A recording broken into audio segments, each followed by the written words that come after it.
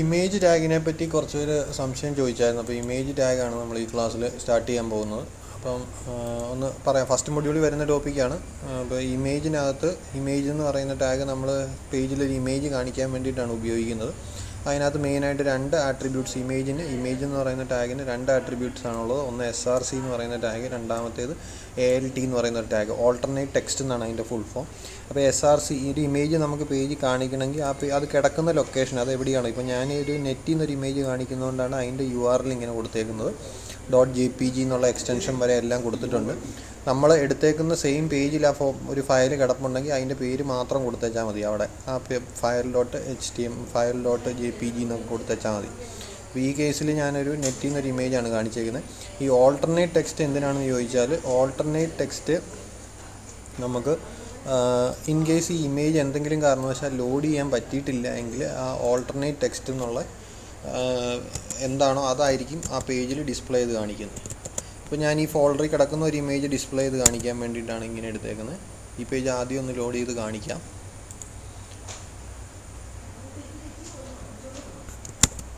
ഇതിൻ്റെ പേര് _image. ഇതിപ്പം നെറ്റിൽ നിന്നൊരു ഇമേജാണ് ഇവിടെ കാണിച്ചേക്കുന്നത്. ഇതിപ്പം ആ നെറ്റിൻ്റെ URL ആണ്. ഇനി ഞാൻ അതിൻ്റെ കണ്ടൻറ്റ് മാറ്റിയിട്ട് എൻ്റെ ഈ ലോക്കലായിട്ടുള്ള ഒരു ഇമേജ് unless-power.jpg ഇത് ആ ഫോൾഡറിൽ തന്നെ കിടപ്പുണ്ട്. ഇവിടെ കിടക്കുന്ന ഒരു ഫയലാണ്, ഈ ഫയലാണ്. അപ്പോൾ അതിൻ്റെ പേര് ഞാൻ കൊടുത്തേക്കുവാണ്, സേവ് ചെയ്തു. അപ്പോൾ ഓർത്തിരിക്കേണ്ട കാര്യം ഇത്രയേ ഉള്ളൂ. SRC എന്ന് പറയുന്ന ഒരു ആട്രിബ്യൂട്ട് ഉണ്ട്. അതിൽ ഫയലിൻ്റെ ലൊക്കേഷൻ കൊടുക്കുക. സെയിം ഫോൾഡറിലാണെങ്കിൽ ഫയലിൻ്റെ പേര് മാത്രം കൊടുത്താൽ മതി. നമ്മുടെ കമ്പ്യൂട്ടറിൽ തന്നെ ഏതെങ്കിലും ലൊക്കേഷനിൽ കിടക്കുകയാണെങ്കിൽ കംപ്ലീറ്റ് വേറെ ഈ ഫോൾഡറിലല്ല, അതായത് ഈ HTML ഫയൽ കിടക്കുന്ന ഫോൾഡറിലല്ലാതെ വേറെ സ്ഥലത്താണെങ്കിൽ കംപ്ലീറ്റ് പാത്ത് കൊടുക്കണം. നെറ്റിലാണെങ്കിൽ നെറ്റിലുള്ള കംപ്ലീറ്റ് അഡ്രസ്സ് കൊടുക്കണം. www തൊട്ട് ഫയലിൻ്റെ എക്സ്റ്റൻഷൻ വരെയുള്ള കാര്യങ്ങൾ കൊടുക്കണം. ഓൾട്ടർനേറ്റ് ടെക്സ്റ്റ് എന്ന് പറയുന്നത് എന്തെങ്കിലും കാരണവശാൽ ഈ ഫയൽ ലോഡ് ചെയ്യാൻ പറ്റിയില്ല എങ്കിൽ അത് കാണിക്കും. അപ്പോൾ ഞാനിപ്പോൾ ലോക്കലായിട്ട് കിടക്കുന്ന ഒരു ഫയൽ ആക്കിയിട്ടുണ്ട്. ഈ പേജ് ഒന്ന് റിഫ്രഷ് ചെയ്ത് നോക്കാം. ഇത് കണ്ടോ, ഇതവിടെ ആ ഇമേജ് ലോക്കലായിട്ടുള്ള ഇമേജ് കാണാൻ പറ്റി. ഇപ്പോൾ ഞാൻ വെറുതെ ഒരു ഇമേജ് കിട്ടാതിരിക്കാൻ വേണ്ടിയിട്ട് ഇത് പേജിൽ നിന്ന് മാറ്റുകയാണ്. വെറുതെ power11.jpg ഇങ്ങനെ ഒരു ഫയൽ ആക്ച്വലി ഇല്ല. അപ്പോൾ ഈ പേജ് ലോഡ് ചെയ്ത് നോക്കാം. ഈ പേജ് ലോഡ് ചെയ്യുമ്പോഴത്തേക്കും കണ്ടോ, ഗേൾ ഇൻ ദ ജാക്കറ്റ് എന്നുള്ള ഇവിടെ വന്നേക്കുന്നുണ്ടല്ലേ. ഗേൾ ഇൻ ദ ജാക്കറ്റ് എന്ന് പറഞ്ഞാൽ ഓൾട്ടർനേറ്റ് ടെക്സ്റ്റ് ആണ്. അപ്പോൾ എന്തെങ്കിലും കാരണവശാൽ ഇങ്ങനെ ഒരു ഫയൽ ഇല്ല, അല്ലെങ്കിൽ ഫയൽ കണ്ടുപിടിക്കാൻ പറ്റിയില്ല എന്നുള്ളൊരു സാഹചര്യത്തിൽ ഈ ഓൾട്ടർനേറ്റ് ടെക്സ്റ്റ് ആയിരിക്കും ഡിസ്പ്ലേ ചെയ്ത് കാണിക്കുന്നത്. ഇത്രയാണ് ഇത് ഇമേജിലുള്ള ഇമേജ് ടാഗ് എന്ന് പറയുന്നത്. ഫസ്റ്റ് മൊഡ്യൂളിൽ വരുന്നതാണ്. ഇപ്പോൾ സെക്കൻഡ് മൊഡ്യൂളിൽ നമ്മൾ CSS ആണ് പഠിച്ചുകൊണ്ടിരുന്നത്. CSSൽ 3 ടൈപ്പ് സെലക്ടേഴ്സ് പഠിച്ചു. 3 ടൈപ്പ് സെലക്ടേഴ്സ് എന്ന് പറഞ്ഞാൽ നമ്മൾ എലമെൻറ്റ് സെലക്ടർ അല്ലെങ്കിൽ ടാഗ് സെലക്ടർ, രണ്ടാമത്തേത് ക്ലാസ് വെച്ചിട്ട് സെലക്ട് ചെയ്യുന്നതും, മൂന്നാമത്തേത് ID വെച്ച് സെലക്ട് ചെയ്യുന്നതും എല്ലാത്തിൻ്റെ എക്സാമ്പിൾ കാണിച്ചു. അതുകൂടാതെ ഇനിയുള്ള സെലക്ടറുകളുള്ളത് അതർ ടൈപ്സ് ഓഫ് സെലക്ടേഴ്സ്. ഒന്ന് യൂണിവേഴ്സൽ സെലക്ടറാണ് ആദ്യത്തേത്. യൂണിവേഴ്സൽ സെലക്ടർ എന്ന് പറഞ്ഞാൽ അതായത് നമ്മൾക്ക് ഒരു പേജിലുള്ള എല്ലാ എലമെൻസിനും ഏതെല്ലാം എലമെൻസ് ഉണ്ടോ ആ എലമെൻസ് എല്ലാത്തിനും അപ്ലൈ ചെയ്യണമെങ്കിൽ സ്റ്റാർ എന്നുള്ള കളറാണ് കൊടുക്കുന്നത്. സ്റ്റാർ എന്നുള്ള സെലക്ടറാണ് കൊടുക്കുന്നത്. CSSൻ്റെ സിൻടാക്സ് പറഞ്ഞായിരുന്നു. ഇവിടെ സ്റ്റാർ ഉണ്ട്. ആദ്യത്തേത് സെലക്ടറാണ്. സെലക്ടർ കഴിഞ്ഞ് കേർലി ബ്രാക്കറ്റ് പ്രോപ്പർട്ടി വാല്യൂ അങ്ങനെയാണ് കൊടുക്കുന്നത്. അപ്പോൾ യൂണിവേഴ്സൽ സെലക്ടർ എന്ന് പറഞ്ഞാൽ സെലക്ടറായിട്ട് കൊടുക്കുന്നത് സ്റ്റാറാണ്. സ്റ്റാർ എന്ന് പറഞ്ഞാൽ എന്താ, എല്ലാത്തിനും അത് തന്നെ കൊടുക്കണം എന്നാണ് അതിൻ്റെ അർത്ഥം. അപ്പം നമ്മുടെ ഇതിലുള്ള എല്ലാ എലമെൻസിനും ഇപ്പം കളർ റെഡിൽ കാണിക്കണം എന്ന് വിചാരിച്ചാൽ ഇങ്ങനെ കൊടുത്താൽ മതി. നമ്മുടെ പേജിൽ ഏതെല്ലാം എലമെൻസ് ഉണ്ടോ അതിനെല്ലാം. ഇപ്പോൾ ഹെഡിങ് 1 കാണും, അല്ലെങ്കിൽ ഈ വേറെ ഹെഡിങ് 1 കാണും, പാരഗ്രാഫ് കാണും, അങ്ങനെ പല പല സാധനങ്ങളാണ്. എല്ലാം റെഡിലാണ് കാണിക്കേണ്ടതെങ്കിൽ കളർ റെഡ് എന്നാക്കി കൊടുക്കുക. അതാണ് ചെയ്യേണ്ടത്. അപ്പോൾ ഈ പേജ് നമുക്കൊന്ന് ലോഡ് ചെയ്ത് നോക്കാം. കാണിക്കുക ആദ്യം പേജ്. ഇത്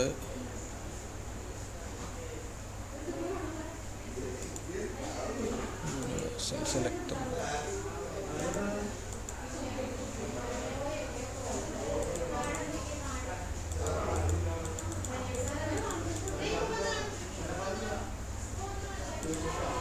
യൂണിവേഴ്സൽ സെലക്ടർ ഉള്ളത്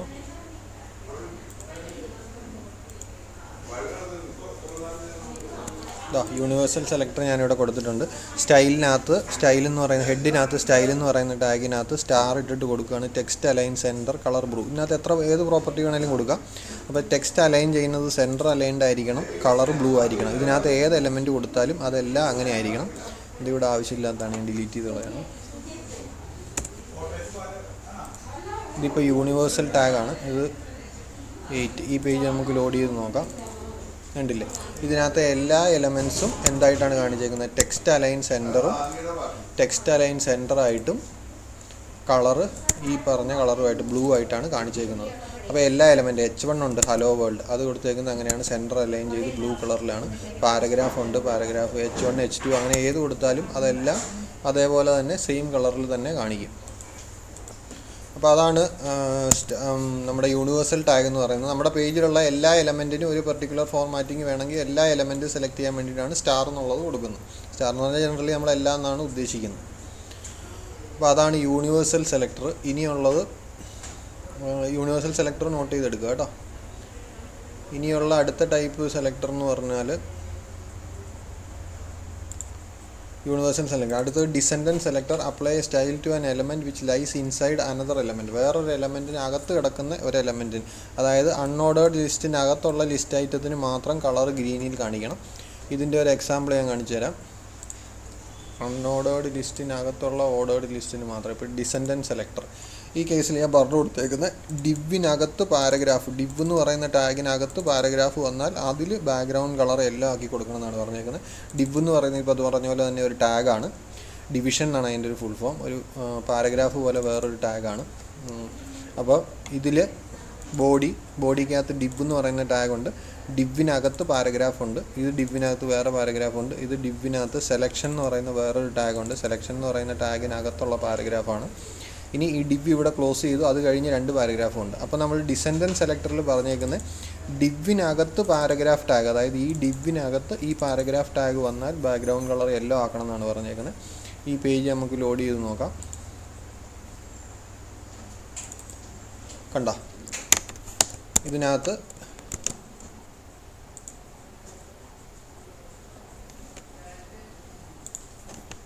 ഇതിനകത്ത് ഞാൻ ആദ്യം കൊടുത്തേക്കുന്ന പാരഗ്രാഫ് ഡിവിനകത്താണ്, അതുകൊണ്ട് അതിൻ്റെ ബാക്ക്ഗ്രൗണ്ട് കളർ യെല്ലോ ആക്കിയിട്ടുണ്ട്. ബാക്ക്ഗ്രൗണ്ട് കളർ എന്ന് പറയുന്ന പ്രോപ്പർട്ടിയാണ്, യെല്ലോ എന്ന് പറയുന്നത് അതിൻ്റെ വാല്യൂ ആണ്. അതുപോലെ തന്നെ പാരഗ്രാഫ് 2ഉം അങ്ങനെ തന്നെ വന്നിട്ടുണ്ട്. പാരഗ്രാഫ് 3 എൻ്റെ ഒരു പ്രത്യേകത എന്ന് പറഞ്ഞാൽ ഡിവിനകത്ത് തന്നെയാണ് കിടക്കുന്നത്, ഡിവിനകത്ത് സെക്ഷനകത്താണ് കിടക്കുന്നതെന്ന് മാത്രമേ ഉള്ളൂ. പക്ഷേ ഡിസെൻഡൻറ്റ് സെലക്ടർ അതും സെലക്ട് ചെയ്യും, അതും യെല്ലോ കളറിലാക്കി. ഇനിയുള്ള പാരഗ്രാഫ് 4ഉം പാരഗ്രാഫ് 5ഉം ഡിവ് എന്ന് പറയുന്ന ടാഗിനകത്തല്ല, ഡിവ് ഇവിടെ സ്റ്റാർട്ട് ചെയ്ത് ഇവിടെ അവസാനിച്ചു. അപ്പോൾ അത് പാരഗ്രാഫ് ഡിവിനകത്തല്ല ഈ പാരഗ്രാഫ് ടാഗ് കിടക്കുന്നത്, അതുകൊണ്ടാണ് പിന്നീടുള്ള 2 എണ്ണത്തിന് ബാക്ക്ഗ്രൗണ്ട് കളർ കാണാത്തത്. അപ്പോൾ ഇത് വേറൊരു ടൈപ്പ് സെലക്ടറാണ്, ഡിസെൻഡൻറ്റ് സെലക്ടർ എന്നാണ് ഇത് പേര്. ഡിസെൻഡർ എന്ന് പറഞ്ഞാൽ അതിൻ്റെ അർത്ഥം ഒന്നിൻ്റെ കീഴിൽ വരുന്നതെന്നാണ് ഡിസെൻഡർ. അപ്പോൾ ഡിവിനകത്ത് പാരഗ്രാഫ് വന്ന ഇതാണ് അടുത്ത ടൈപ്പ് സെലക്ടർ. പിന്നെയുള്ള സെലക്ടർ എന്ന് പറഞ്ഞാൽ ചൈൽഡ് സെലക്ടറാണ്, അതായത് ഇമ്മീഡിയറ്റ് ചൈൽഡ്. ഒരു ഡിവിനകത്ത് വേറൊരു ഡിവ് വരുവാണ്, അത് കറക്റ്റായിട്ട് അങ്ങനെ വന്നാൽ മാത്രമേ കാണുള്ളൂ. അത് എക്സാമ്പിൾ കാണിക്കുമ്പോൾ മനസ്സിലാവും. Apply style if an element is direct child of another element. Direct child ആണെങ്കിൽ മാത്രമേ അപ്ലൈ ചെയ്യത്തുള്ളൂ. ഡിസെൻഡൻറ്റ് സെലക്ടറിൻ്റെ പ്രത്യേകത, ഈ പാരഗ്രാഫ് എന്ന് പറയുന്നത് ഡിവിൻ്റെ ഡയറക്റ്റ്, ഇതിനകത്ത് കൊടുത്തേക്കുന്ന ഈ പാരഗ്രാഫിൽ ഈ 2 പാരഗ്രാഫ് ഡയറക്റ്റ് ചൈൽഡാണ്. പക്ഷേ ഈ പാരഗ്രാഫ് ഡയറക്റ്റ് ചൈൽഡ് അല്ല, ഡിവിൻ്റെ ചൈൽഡാണ് സെക്ഷനകത്താണ് ഈ പാരഗ്രാഫ് വന്നേക്കുന്നത്. ഇത് കുറച്ചുകൂടെ അലൈൻ ചെയ്താൽ നിങ്ങൾക്ക് കറക്റ്റായിട്ട് മനസ്സിലാവും.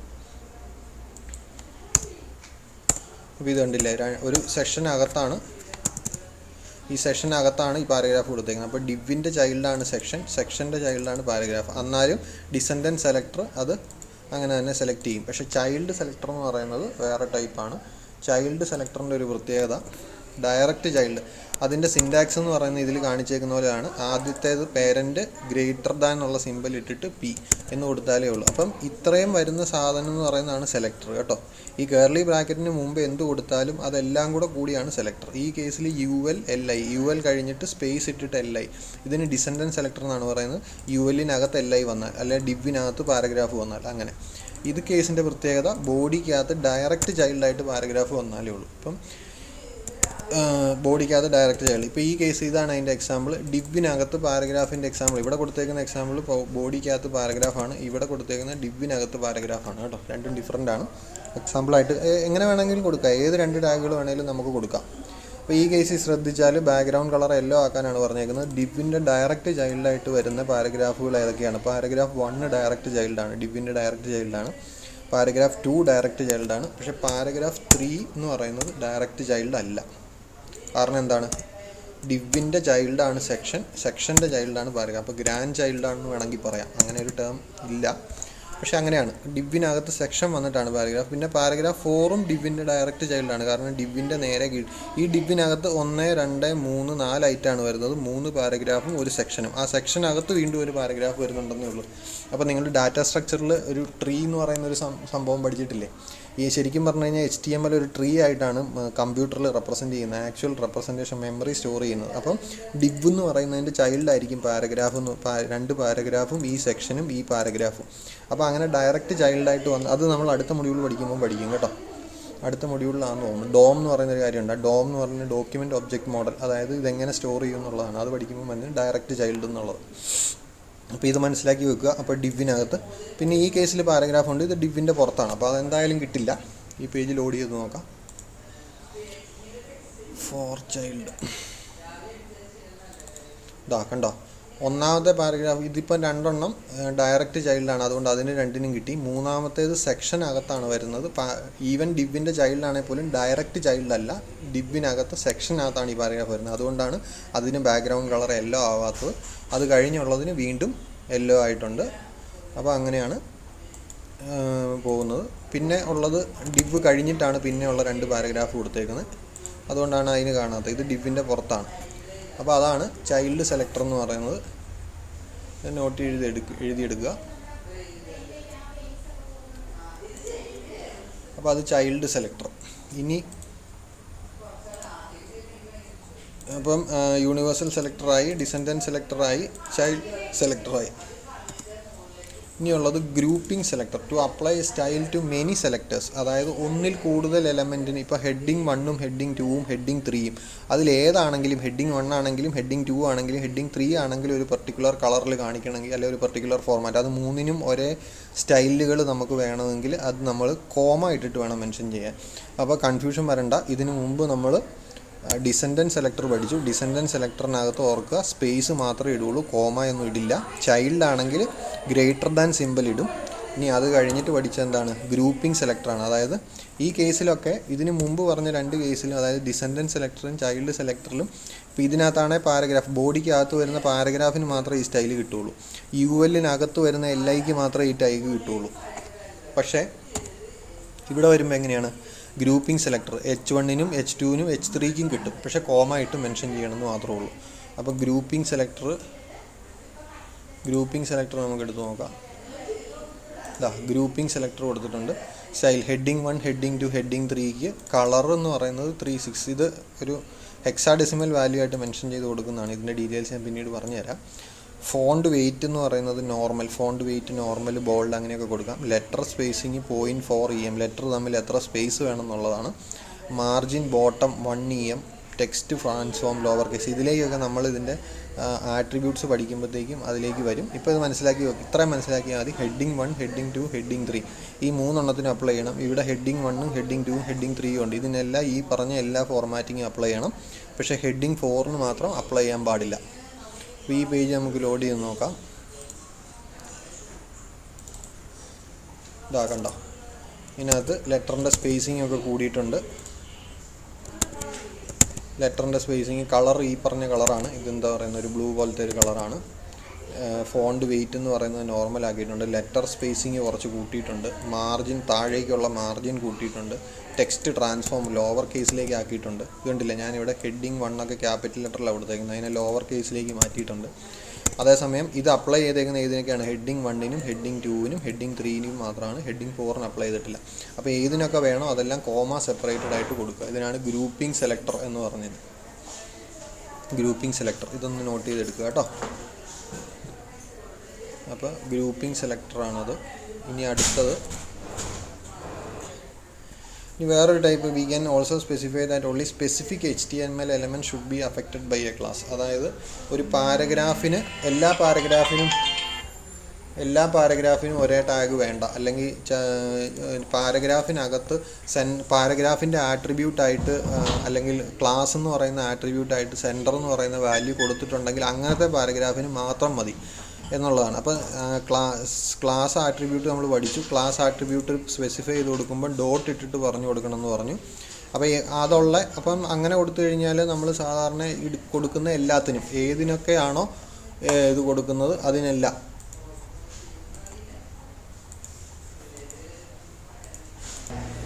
അപ്പോൾ നമ്മൾ പാരഗ്രാഫിനകത്ത് ഇപ്പോൾ ഒരു പർട്ടിക്കുലർ ടാഗിനകത്ത് ഒരു ക്ലാസ് ഉണ്ടെങ്കിൽ മാത്രം അതിന് മാത്രമേ അപ്ലൈ ആവുള്ളൂ, എല്ലാ പാരഗ്രാഫിനും വേണ്ട. അല്ലെങ്കിൽ ഈ ക്ലാസ് ഉള്ള നമ്മൾ ക്ലാസ് പഠിച്ചപ്പോൾ പറഞ്ഞു ക്ലാസ്സിന് ഒരു പർട്ടിക്കുലർ വാല്യൂ കൊടുത്താൽ ഇപ്പോൾ പാരഗ്രാഫിലാണെങ്കിലും ഹെഡിങ് 1-ലാണെങ്കിലും ഒക്കെ നമുക്കത് അപ്ലൈ ചെയ്യാൻ പറ്റും. ഇപ്പം നമുക്കത് വേണ്ട. ഒരു ഹെഡിങ് 1-നകത്ത് ഒരു ക്ലാസിൻ്റെ വാല്യൂ ഉണ്ടെങ്കിൽ, അല്ലെങ്കിൽ ഒരു പാരഗ്രാഫിനകത്ത് ഒരു ക്ലാസിൻ്റെ വാല്യൂ ഉണ്ടെങ്കിൽ മാത്രം അപ്ലൈ ചെയ്താൽ മതിയെങ്കിൽ ഇതിന് പറയും ഇങ്ങനെ കൊടുക്കുക.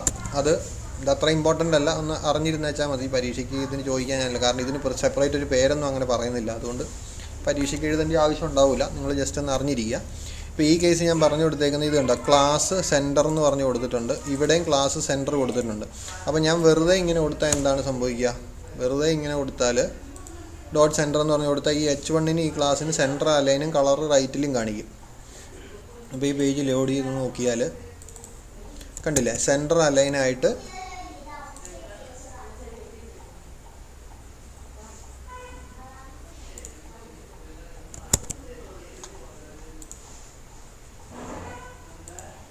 കണ്ടോ, സെൻറ്റർ അലൈനായിട്ട് കളർ റൈറ്റിൽ കാണിച്ചു. ഏതാ? ഹെഡിങ് 1-ഉം കാണിച്ചു, പാരഗ്രാഫും കാണിച്ചു. ഹെഡിങ് 1 എന്ന് പറയുന്നത് അതിൻ്റെ ഡീഫോൾട്ട് സൈസിൽ കാണിച്ചു, പാരഗ്രാഫ് ഡീഫോൾട്ടായിട്ടുള്ള ചെറിയ സൈസിലും കാണിച്ചു. പക്ഷേ എനിക്ക് അത് വേണ്ട, സെൻറ്റർ ക്ലാസ് കൊടുത്തേക്കുന്ന എല്ലാത്തിനും വേണ്ട. പാരഗ്രാഫിനകത്ത് സെൻറ്റർ ആണെങ്കിൽ അതിന് മാത്രം മതി. പാരഗ്രാഫിനകത്തുള്ള സെൻറ്ററിന് മാത്രം മതിയെങ്കിൽ ഞാനിങ്ങനെ P.Center, P എന്ന് പറയുന്നത് ഈ ടാഗ് സെലക്ട് ചെയ്യാൻ വേണ്ടിയിട്ട്, ഡോട്ട് സെൻറ്റർ എന്ന് പറയുന്നത് എന്താ, ക്ലാസ് സെൻറ്റർ ഉണ്ടെങ്കിൽ. അപ്പോൾ പാരഗ്രാഫിന് ക്ലാസ് സെൻറ്റർ ഉണ്ടെങ്കിൽ മാത്രം അപ്ലൈ ചെയ്താൽ മതി എന്നാണ് പറഞ്ഞേക്കുന്നത്. ഇത് അപ്ലൈ ചെയ്തപ്പോൾ കണ്ടോ, പാരഗ്രാഫിന് മാത്രമേ ഉള്ളൂ ആ സ്റ്റൈൽ വന്നുള്ളൂ, മറ്റേത് ഡീഫോൾട്ട് സ്റ്റൈലിലേക്ക് പോയി. ഇതുപോലെ ഹെഡിങ്ങിന് വേണമെങ്കിൽ നമ്മളിവിടെ ഹെഡിങ് 1 എന്ന് കൊടുത്താൽ മതി. ഹെഡിങ് 1 H1 ഡോട്ട് എന്ന് പറഞ്ഞ് കൊടുത്താൽ മതി. അപ്പോൾ പേജ് ലോഡ് ചെയ്യുമ്പോഴത്തേക്കും ഇതാ ഇങ്ങനെ ഇരിക്കും. ഹെഡിങ് 1-ന് ഈ പറഞ്ഞ സ്റ്റൈലുകൾ, അതായത് ടെക്സ്റ്റ് അലൈൻ സെൻറ്റർ ആക്കി കളർ റെഡും ആക്കി കാണിച്ചു. ഇത് വേറൊരു ടാഗും ക്ലാസ്സും ഉപയോഗിച്ച് സ്പെസിഫൈ ചെയ്യുന്ന ഒരു സെലക്ടറാണ്. ഇനിയുള്ള ഒരു സെലക്ടറും കൂടെ ഉണ്ട്. ഇനിയുള്ളത് നമുക്ക് ഒന്നിൽ കൂടുതൽ സ്റ്റൈൽ ഒരേ എലമെൻറ്റിന് പാരഗ്രാഫ്. ഇപ്പോൾ ക്ലാസ് വെച്ചിട്ടാണ് നമ്മൾ സാധാരണ CSS-ന് ഉപയോഗിക്കുന്നതെന്ന് പറഞ്ഞു. അപ്പോൾ അങ്ങനെ ക്ലാസ് സാധാരണ ക്ലാസ് ഈക്വൽ ടു സെൻറ്റർ എന്നൊക്കെയാണ് കൊടുത്തത്. അപ്പോൾ സെൻറ്റർ എന്നുള്ള പേരിൽ ഒരു CSS ഫയൽ അവിടെ ഡിഫൈൻ ചെയ്തിട്ടുണ്ടാവും. ഇപ്പോൾ രണ്ട് CSS-ൽ പറഞ്ഞു കൊടുത്തേക്കുന്ന സ്റ്റൈലുകൾ നമുക്ക് അപ്ലൈ ചെയ്യണമെന്ന് വിചാരിക്കുക. അപ്പോൾ ഇങ്ങനെ നമുക്ക് സെലക്ടർ ഉപയോഗിക്കാം. P class is equal to centre കഴിഞ്ഞിട്ട് ആദ്യത്തെ ക്ലാസ്സിനും രണ്ടാമത്തെ ക്ലാസ്സിൻ്റെ പേരിനിടയ്ക്ക് സ്പേസ് കൊടുക്കണം. ഇത് എക്സാമ്പിൾ കാണിച്ചു തരാം. കണ്ടോ, മൾട്ടിപ്പിൾ ക്ലാസ്. ഇപ്പോൾ ഞാൻ ഡോട്ട് സെൻറ്റർ എന്ന് പറയുന്ന ഒരു ക്ലാസ് പറഞ്ഞു കൊടുത്തിട്ടുണ്ട്. ടെക്സ്റ്റ് അലൈൻ സെൻറ്റർ ആക്കണം, കളർ റെഡും ആക്കണം.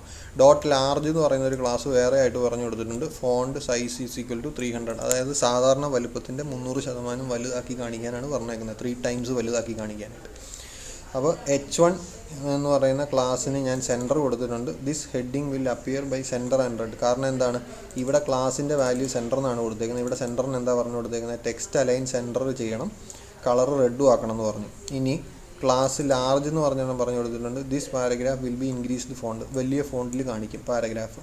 ഇനി അടുത്ത ഒരു പാരഗ്രാഫിന് ഞാൻ സെൻറ്ററും ലാർജും കൊടുത്തിട്ടുണ്ട്. അതായത് എനിക്ക് ടെക്സ്റ്റ് അലൈൻ സെൻറ്ററായിട്ടും കാണിക്കണം, കളർ റെഡിലും കാണിക്കണം, പിന്നെന്താ വേണ്ടിയത്, ഫോണ്ട് സൈസ് 300-ലും കാണിക്കണം. അപ്പോൾ അതിന് ഞാൻ സെൻറ്റർ സ്പേസ് ലാർജ്, കോമ ഒന്നും വേണ്ട, സ്പേസ് മാത്രം മതി.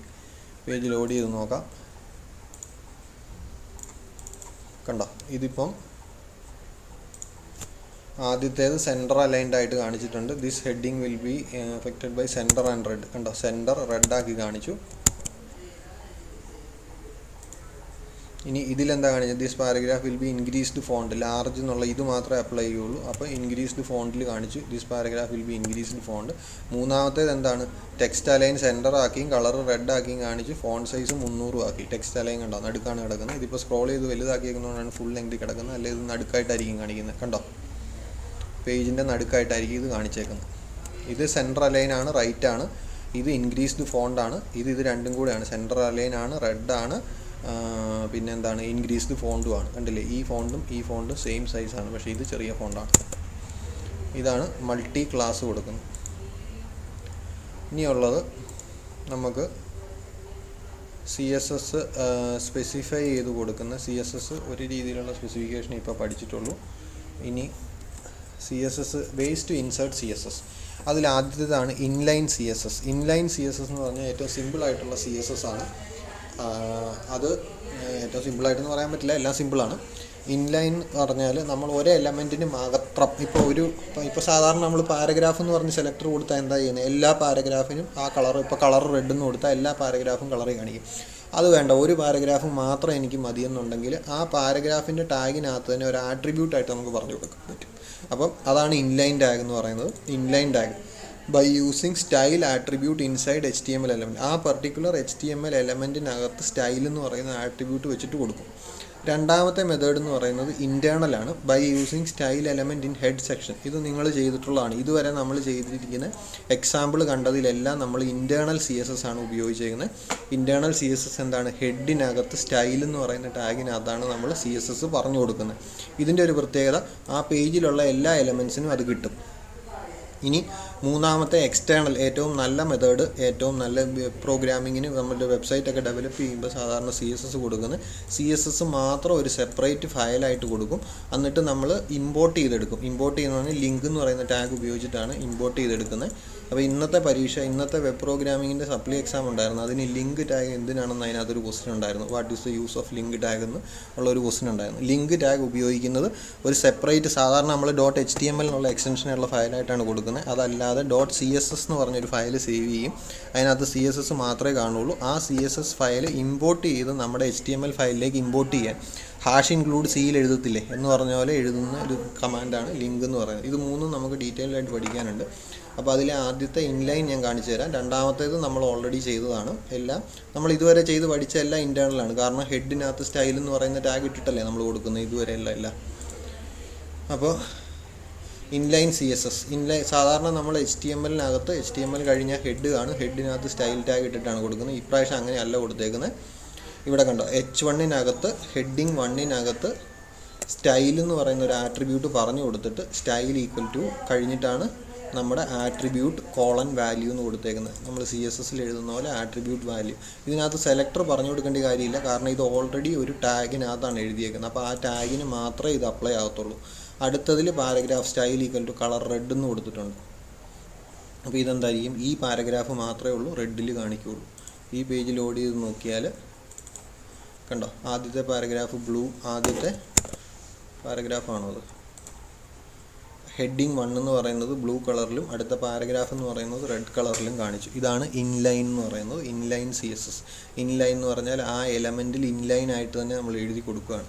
ഇതിൻ്റെ ഒരു പ്രത്യേകത, ആ എലമെൻറ്റിന് മാത്രമേ കിട്ടുകയുള്ളൂ. ഇനി താഴെ വേറൊരു ഹെഡിങ് 1 നമ്മൾ ഇടുന്നു വിചാരിക്കുക. ഇവിടെ ഒരു ഹെഡിങ് 1 ഇട്ടു. ഇതിന് നമ്മൾ സ്റ്റൈലൊന്നും പറഞ്ഞു കൊടുത്തിട്ടില്ല എങ്കിൽ ഇത് ഡീഫോൾട്ടായിട്ടുള്ള സ്റ്റൈലിലേ കാണിക്കുകയുള്ളൂ. ഡീഫോൾട്ടായിട്ടുള്ള സ്റ്റൈലിലായിരിക്കും ഈ സാധനം കാണിക്കുക. സേവ് ചെയ്യാം, പേജ് ലോഡ് ചെയ്ത് നോക്കാം. കണ്ടില്ലേ, ഡീഫോൾട്ടായിട്ടുള്ള ബ്ലാക്ക് കളറിൽ കാണിച്ചു. ഇതേസമയം നമ്മൾ ഇവിടെ ഇങ്ങനെ കൊടുക്കുകയാണ്. ഇവിടെയാണെങ്കിൽ നമ്മൾ ഹെഡിങ് 1-നൊരു ഇൻലൈൻ ആണെങ്കിൽ എഴുതുകയാണെങ്കിൽ എങ്ങനെ എഴുതുന്നത്, സ്റ്റൈൽ എന്ന് പറയുന്ന ടാഗ് എഴുതും. സ്റ്റൈൽ എന്ന് പറയുന്ന ടാഗിനകത്ത് എന്തെഴുതും, സെലക്ടറിൻ്റെ പേര് കൊടുക്കും. സെലക്ടറിൻ്റെ പേരെന്താണ്, H1 കൊടുക്കും. H1 കൊടുക്കും. അത് കഴിഞ്ഞ് സ്പേസ് ഇട്ടിട്ട് ഇങ്ങനെ ഇടും.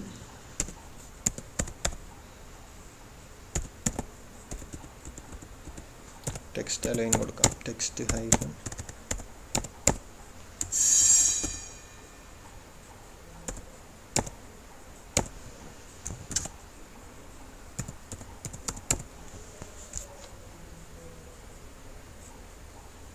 Text align right കൊടുത്തേക്കുവാണ്.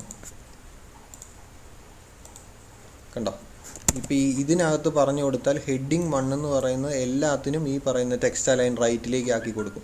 ഇതിന് പറയുന്ന പേരെന്താണ്, ഇൻറ്റേർണൽ CSS ആണ്. ഇൻറ്റേർണൽ CSS അത് ആ പേജിനകത്തുള്ള എല്ലാ എലമെൻസിനും ആ സ്റ്റൈൽ അപ്ലൈ ആവും. ഇതാണ് ഏറ്റവും ഇത് രണ്ടാമത്തെ മാർഗ്ഗമാണ്. ഇതാണ് നമ്മൾ ഇതുവരെ പഠിച്ചിട്ടുള്ളത്. ഇത് ഹെഡ് ടാഗിനകത്താണ്. ഇവിടെ ഇപ്പോൾ ഹെഡ് ഞാൻ കൊടുത്തില്ല, എന്നിട്ട് എററൊന്നും കാണിച്ചില്ല. അതാണ് എൻ്റെ പ്രത്യേകത. ശരിക്കും ഹെഡിനകത്ത് വേണം കൊടുക്കാനായിട്ട്. അപ്പോൾ ഇതാണ് ഈ ഇൻറ്റേർണൽ CSS എന്ന് പറയുന്നത്. ഇപ്പോൾ പഠിച്ചത് ആദ്യത്തെ ഇൻലൈൻ CSS ആണ്. ഇത് ഏറ്റവും സ്പെസിഫിക് ആണ്. ആ ഏതിലാണോ പറഞ്ഞു കൊടുക്കുന്നത് അതിന് മാത്രമേ കാണത്തുള്ളൂ. എക്സ്റ്റേണൽ CSS കൂടെ ഒന്ന് പറഞ്ഞ് ഞാൻ ക്ലാസ് നിർത്താം. ഒന്നും കൂടെ ഡീറ്റെയിൽഡ് ആയിട്ട് പറഞ്ഞു തരാം അടുത്ത ക്ലാസ്സിൽ. എക്സ്റ്റേണൽ CSS എന്ന് പറഞ്ഞാൽ നമ്മൾ CSSൻ്റെ കാര്യങ്ങൾ മാത്രം ഒരു ഫയലിൽ ഇങ്ങനെ എഴുതി വെക്കും. ഇങ്ങനെ എഴുതി വെച്ചിട്ട് അത് .css എന്ന് പറയുന്ന എക്സ്റ്റൻഷൻ കൊടുത്തിട്ടായിരിക്കും സേവ് ചെയ്യുക. എന്നിട്ട് നമുക്ക് ഏത് HTML ഫയലിലാണോ യൂസ് ചെയ്യേണ്ടത് ആ HTML ഫയലിൽ ഹെഡിനകത്ത് ലിങ്ക് എന്ന് പറയുന്ന ടാഗ് ഉപയോഗിച്ചിട്ട് ഒരു ആട്രിബ്യൂട്ട് റിലേഷൻ സ്റ്റൈൽ ഷീറ്റാന്ന് പറഞ്ഞു കൊടുക്കണം. href ആ CSS ഫയലിൻ്റെ പേര് സെയിം ഫോൾഡറിലാണെങ്കിൽ പേര് മാത്രം കൊടുത്താൽ മതി, ഇല്ല കംപ്ലീറ്റ് പാത്ത് പറഞ്ഞു കൊടുക്കണം. ഇതിൽ ഏറ്റവും നല്ല മാർഗ്ഗവും ഞാൻ സജസ്റ്റ് ചെയ്യുന്ന മാർഗ്ഗവും എന്ന് പറയുന്നത് എക്സ്റ്റേണൽ CSS ആണ്. കാരണം CSSന് വേണ്ടിയിട്ട് മാത്രം നമ്മളിങ്ങനെ കുറേ കളറുകളും അതിൻ്റെ ടാഗുകളും ഇപ്പം ഹെഡിങ് അങ്ങനെ എന്ത് വേണമെങ്കിലും നമുക്ക് കൊടുക്കാം. അതെല്ലാം നമ്മളൊരു ഫയലിൽ എഴുതിയിടും.